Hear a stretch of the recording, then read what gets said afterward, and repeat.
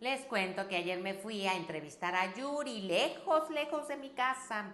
Es que los trayectos en esta ciudad son complicados y no es queja porque llegué con mucho gusto para entrevistarla y ella se portó encantadora, pero sí el tiempo que pasamos en el tráfico es irreal, hora y media para ir, 2 horas para regresar, en fin. No están ustedes para saberlo, pero lo que sí les puedo contar es que Yuri es una mujer que se desvive por presentar buenos espectáculos y ahora con Icónica no será la excepción. Va a hacer un recorrido por su carrera desde que empezó con 5 bloques según me contó y 5 éxitos en cada bloque. Va a traer a las Yuris del pasado en una máquina del tiempo con vestuarios de esa época y luego ella interpreta las canciones. Por cierto que me aclaró que no se retira. Ella le dio una entrevista a Mariano Osorio donde habló y dijo, a lo mejor es la última vez que hago un show así, y se puso a llorar, pero dice, pues creo que le cortaron, le editaron y no me retiro de la carrera. O sea, me retiro de este tipo de espectáculos y de trabajar tanto porque dice que el año pasado tenía 5 fechas por semana, o sea que casi no descansaba. Y uno de sus objetivos es estar más con su familia, estar más con su hija. O sea, sí va a seguir trabajando. A lo que se refiere cuando acabe Icónica es no tener fechas todos los días de la semana. Y hace bien para disfrutar la vida, ha trabajado mucho, ha trabajado desde que era una niña, entonces no se retira. Yuri dice, bueno, ya saben que todo lo que diga luego será usado en mi contra, pero yo lo hago pues a veces por hacer chistes, a veces se malentienden, en fin, por eso ya cuida más sus palabras. Y también esta reflexión viene porque dice, imagínense, es como Dulce, todavía yo hablé con ella, me habló de muchos planes y de un día para otro pues ya no está en este plano.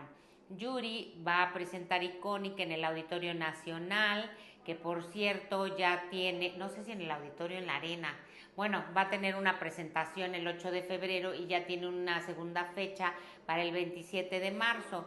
Y luego va a ir a Monterrey y que en Guadalajara va a estrenar la arena de Guadalajara. Entonces yo creo que es en las arenas. Entonces va a ser un espectáculo, bueno, que no nos podemos perder porque son pues un recorrido, irá platicando, irá contando cómo fue su carrera y dice que fue recordando cada momento, cómo vivió, lo que sufrió, cómo superó ese obstáculo. Así que bien por Yuri, que se me hace que va a quedar espectacular y la vi con sus vestuarios, sus bailarines, tiene hasta un megáfono y entonces les dice, vamos con esto, la luz, el vestuario, el baile. O sea, me encanta porque las que son grandes artistas y que lo tienen en la sangre, se nota en todo. Ustedes vieron el video que hizo J-Lo, por ejemplo, del halftime, del medio tiempo del Super Bowl. Ahí ves cuando traen y así, bailan, ensayan, coordinan, se fijan en todo el vestuario y solo así se puede ser una gran artista como J-Lo, como Yuri y como muchas más.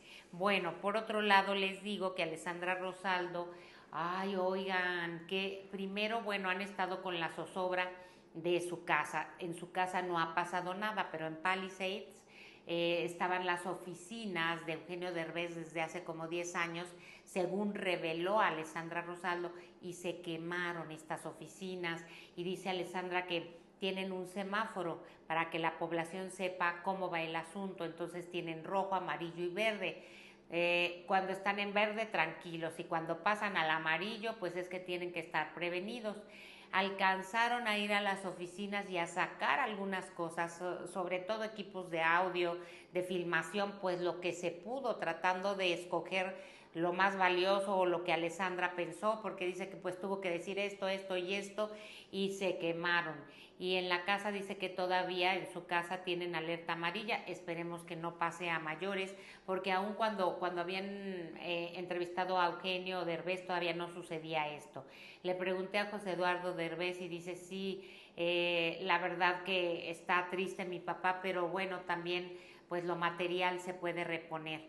Claro, es que eso dicen los que tienen oportunidad de reponer lo material, pero hay gente que verdaderamente se quedó con un brazo adelante y un brazo atrás, que no eran casas propias, que eran casas rentadas, que ahora no tienen a dónde irse. en fin, pero bueno, pues qué bueno, dentro de todas formas es una pena, por supuesto, esta situación y lo lamento mucho, Eugenio Derbez, que hayas perdido tus oficinas porque te han costado tu trabajo, dinero y mucho esfuerzo. Esperemos pues que haya tenido seguro y ver qué va a pasar más adelante, porque ahorita está muy difícil decir cuándo va a haber una reconstrucción. Por otro lado, Carla Sofía dice que no tiene miedo a nada ni a que la maten. Ay, qué exageración, porque dice que ha habido mucha polémica con Emilia Pérez.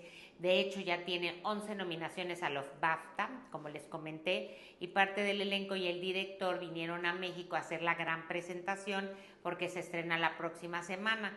Carla Sofía dice que hace pues frente a las críticas, pero siento, o sea, y sí la han criticado y atacado, pero ella ha respondido también y dijo algunos mexicanos son muy gatos, entonces pues obviamente le contestaron horrible. Y también la ha atacado por ser trans, por muchas situaciones. Y sí, eso es correcto que hay mucho odio en redes sociales, pero tampoco que se sienta como un delirio de persecución y que todo el mundo está en contra de ella. Es una parte del mundo, una parte de las personas, no todos están en contra. Ahora que se estrene, yo creo que al final esto les ha servido de una gran publicidad y la gente va a ir a ver la película para ver si les gusta o no. Está dividido, unos dicen es una joya, es una obra de arte y otros dicen que está horrible, entonces pues es cuestión de que usted la vea y tenga su propia opinión. Pero yo no creo que todo se trate de Carla Sofía y su transición de hombre a mujer o que todo el mundo esté en contra de ella, pero a veces es que ya se quedan ciscados y luego piensan que pues todo el mundo los quiere atacar. El licenciado Guillermo Pous, que era amigo de Jesús Salas, escuchó y le preguntaron de Silvia Urquidi, que se supone que era amiga de Juan Gabriel. Digo se supone porque se quedó con 11 de sus casas que no le corresponden y que todavía sigue un proceso legal.